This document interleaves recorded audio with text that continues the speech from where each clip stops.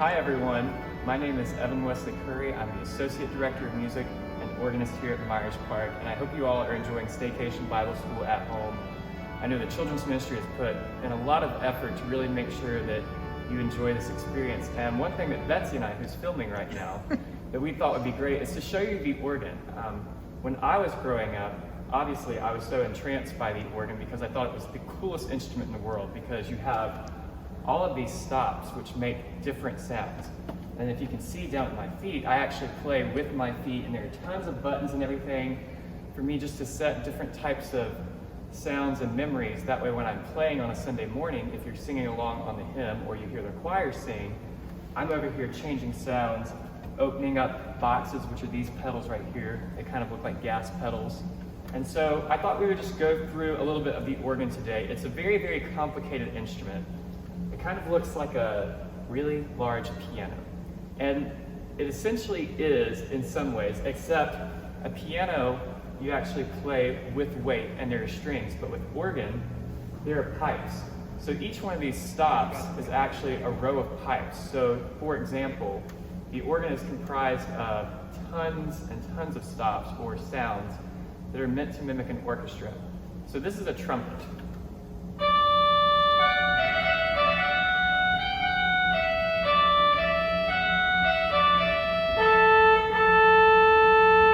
Actually, on this organ, because it's such a great organ, we have tons of trumpets. So you just heard the trumpet up front, and now you're going to hear the trumpet in the back.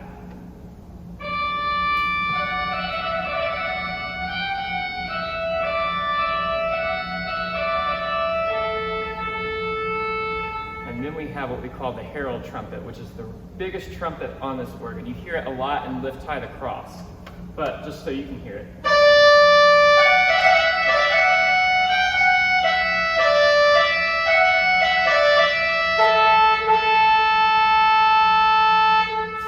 Give you an idea of what they all sound like together, I'm going to actually just play you a little bit of a really famous wedding piece that most of your mothers and fathers or people in your family, or if you've ever been to a wedding, you've probably heard this. We play it a lot at Myers Park. So.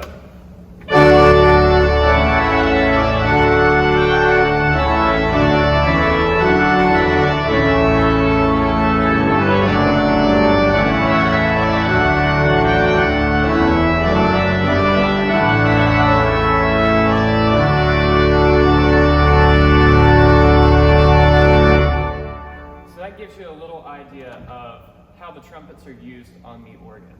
The next few stops that I would actually like to talk about are the flutes. I don't know if any of you are in band or planning to be in band, but if you've ever seen a flute in an orchestra, there are tons of them. There's the piccolo, a regular flute, different types of shorter flutes, and they all have different sound qualities. But my personal favorites on the organ are these flutes right here.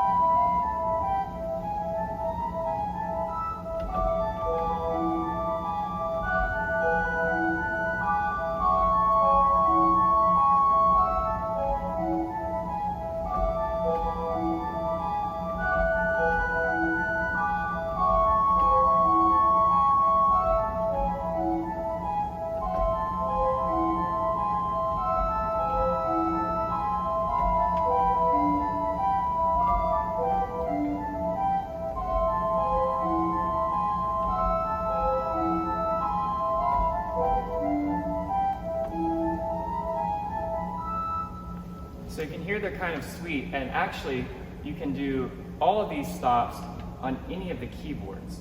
So before we go any further, I guess I should talk about the keyboards. So you can see that we have 4. All of the organs are different. Some have 5, some have 2, some even have 1. So each organ is different to the room and kind of the sounds that the organist or the organ builder wanted for the congregation or the concert hall. So we'll start here. This is called the choir. It's the lowest manual, or keyboard as we call it, on the organ, and it's essentially used to accompany the choir. The great, which is the second, is the loudest. So all of these stops that you see right here are actually the ones that you can kind of see behind the organ grill, meaning that they're not enclosed. And what I mean by enclosed is that here on the swell and the choir, so this bottom one, all of these pipes are what I would like to call, they're behind shutters. So when you see me doing this, opening and closing these pedals, what that's actually doing is opening and closing shutters, which if the shutters are closed, it's going to stop the sound of those pipes that are in the box of the choir or the swell. If it's open, it's going to allow the sound to come out even more. So that's how I make the organ louder or softer without having to add more stops. So just to give you a demonstration and to keep going, we also have strings on the organ. So I know many of you probably have an interest in playing the violin, the viola, the cello, maybe even the bass in an orchestra. And even though the organ is an orchestra, it tries to mimic the strings as well as a string player would. So see if these sound like strings to you.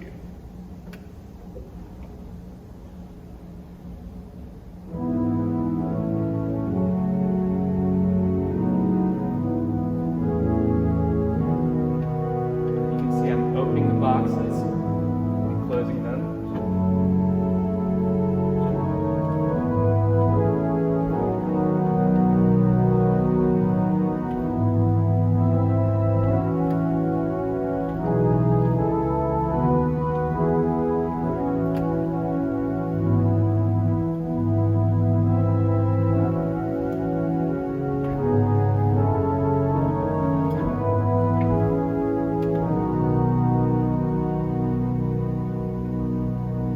So hopefully you can kind of hear, it's almost like angels is what I kind of think of when I hear the strings. It's just this very ethereal sound.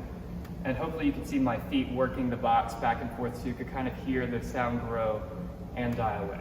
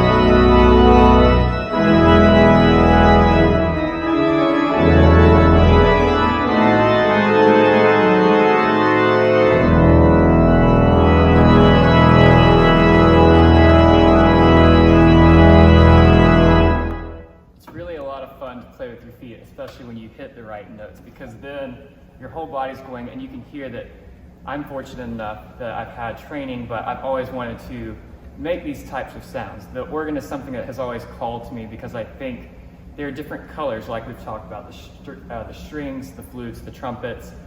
There's some sounds that are unique to the organ that you just heard, and they're called principles and mixtures, and that's what gives it its own distinct sound of being the organ. So Bach really itemized that sound in most of his music. But what I always thought was cool, also being an organist, is how low can the organ go? This organ can go pretty low. If you've ever felt, or like you just heard, it can kind of rattle the room sometimes. So the lowest stops, which would actually be the tallest pipe, so the lower the sound, the taller, and the bigger the pipe, they're actually 32 feet tall. I know many of you have seen me, I am 6 feet. So that's quite a few of me stacked on top of each other just to get to that super low sound. So here's the lowest sound on the organ. We're done.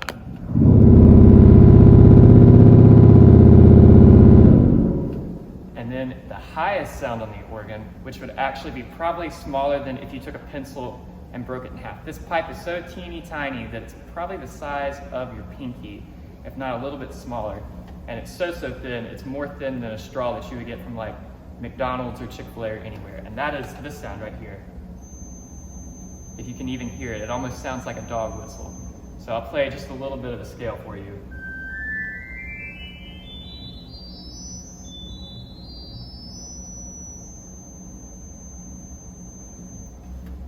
So in a nutshell, the organ is an extremely complicated instrument. You have this organ here. You also have the organ in the back, which I use a lot on Sunday mornings.